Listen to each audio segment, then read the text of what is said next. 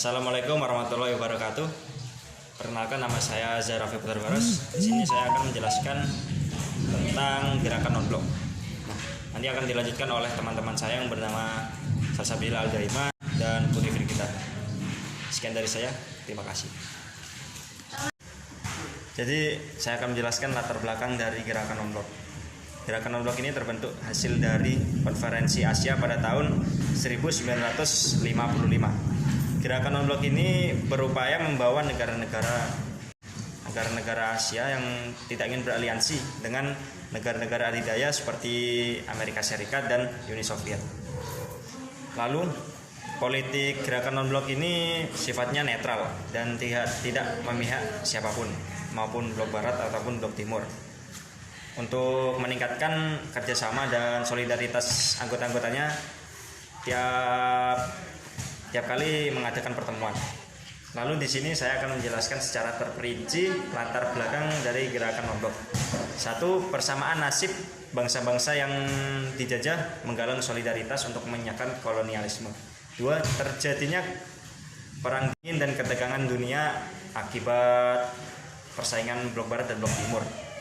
Lalu yang ketiga, terjadinya krisis Kuba yang mengancam perdamaian dunia. Lalu yang keempat, pada tahun 1961 terjadi pertemuan di Kairo. Itu sebagai pertemuan pertama, pertemuan KTT. Ya, terima kasih. Lalu di sini saya akan menjelaskan atau saya akan menyebutkan asas-asas gerakan non-blok. 1. Gerakan non-blok bukan merupakan blok tersendiri dan tidak termasuk ke dalam salah satu blok yang ada. 2. Gerakan non-blok memegang teguh prinsip melawan imperialisme, kolonialisme, neokolonialisme, rasialisme, dan Zionisme. Lalu yang ketiga, gerakan non-blok merupakan wadah perjuangan negara-negara yang berkembang. Sekian dari saya, terima kasih. Nanti akan dilanjutkan oleh teman-teman saya. Saya, Salsabila Al-Daima, akan melanjutkan penjelasan dari teman saya, Zarafi. Tujuan dibentuknya GNB 1. Mendukung perjuangan dekolonialisme dan memegang teguh perjuangan melawan imperialisme, kolonialisme, neokolonialisme, rasialisme, dan Zionisme. Yang kedua, wadah negara-negara sedang berkembang. Jadi yang ketiga, mengurangi ketegangan antara blok barat yang dipimpin oleh Amerika Serikat dan blok timur yang dipimpin oleh Uni Soviet. 4. Membenarkan usaha penyelesaian sengketa dengan kekerasan senjata. Berikutnya, pertemuan GNB, pertemuan pertama, lokasi Beograd, waktu September 1961, dihadiri oleh 25 anggota dan dihadiri oleh 56 negara anggota. Kebanyakan dari pertemuan itu digunakan untuk mendiskusikan konflik antara Arab dan Israel dan perang India dengan Pakistan. Selanjutnya, mengajarkan ideologi tidak menetap sama dengan imperialisme, dan yang kedua, kolonial Jepang, Belanda, dan sebagainya. Selanjutnya, kelompok ini akan mendedikasikan dirinya untuk melawan kolonialisme, imperialisme, dan Neo-Kairo. Pada waktu itu, tahun 1964. Assalamualaikum warahmatullahi wabarakatuh. Perkenalkan, nama saya Putri Firgita Ayu Armianti. Di sini saya akan melanjutkan penjelasan dari teman saya, yaitu Salsa. Walaupun tidak terlihat, akhir-akhir ini kedua blok kembali memanah. Contohnya, dalam jejak pendapat tentang Ukraina, ketua dari Iran berlaku pada tahun 2012 sampai 2015. Peran Indonesia dalam gerakan non-blok ini: 1. Presiden Soekarno sebagai duta untuk menyampaikan keputusan KTT non-blok kepada Presiden Amerika Serikat, yaitu John. Dan kedua, Indonesia menjadi penyelenggara sekaligus ketua gerakan non-blok pada KTT gerakan non-blok di Jakarta pada bulan September 1992. Dan yang ketiga, Soeharto merintis dibukanya kembali dialog Utara Selatan yang telah lama mengalami pemutusan, yakni dalam KTT G7 di Tokyo, Jepang tahun 1993. Dan yang keempat, Indonesia selalu mengusulkan dalam KTT kemajuan ekonomi, penghapusan penjajah, dan kemudian gerakan non-blok tetap dipertahankan. Pertemuan terakhir terjadi pada tanggal 11 sampai 16 Juli 2009. Namun, gerakan non-blok ini masih memiliki relevansi karena masih terjadi blok-blok walaupun tidak terlalu terlihat.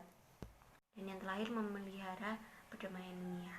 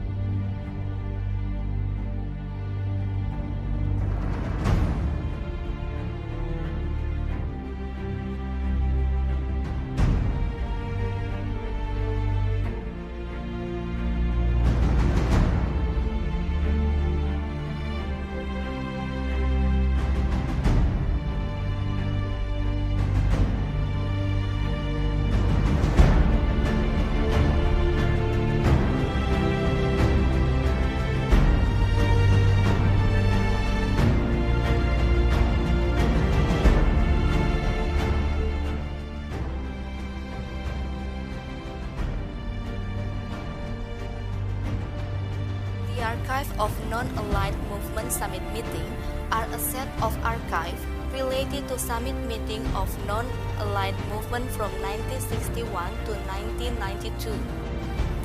The non-aligned movement was created and founded during the collapse of the colonial system and the independence struggles of the peoples of Africa, Asia, Latin America, and other regions of the world, and at the height of the Cold War.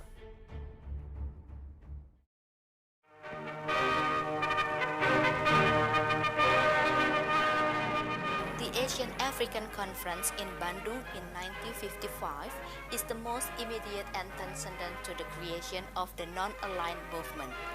The conference aimed to promote the world peace, cooperation, also freedom from colonialism and imperialism. Furthermore, this conference led to the establishment of non-aligned movement that mainly focused on preserving the world peace and security. Tibalah di lapangan terbang Batas Nika, delegasi Indonesia yang dipimpin oleh Presiden Soekarno sendiri. Ikut serta putra-putri Presiden, Guntur dan Megawati.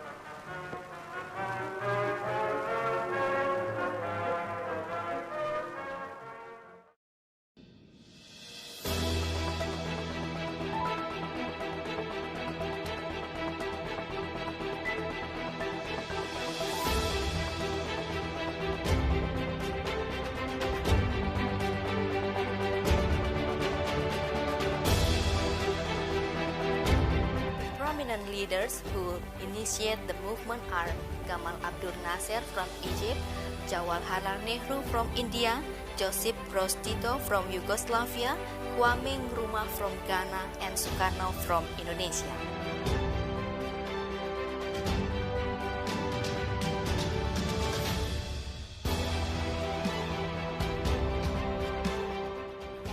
International movement, non-aligned movement has greatly developed and influenced significantly to the world. Non-aligned movement has sought to create an independent path in the world politics that would not result in the member states becoming poor in the struggle between the major powers. Therefore, the archive of summit meetings should be preserved and regarded as memory of the world.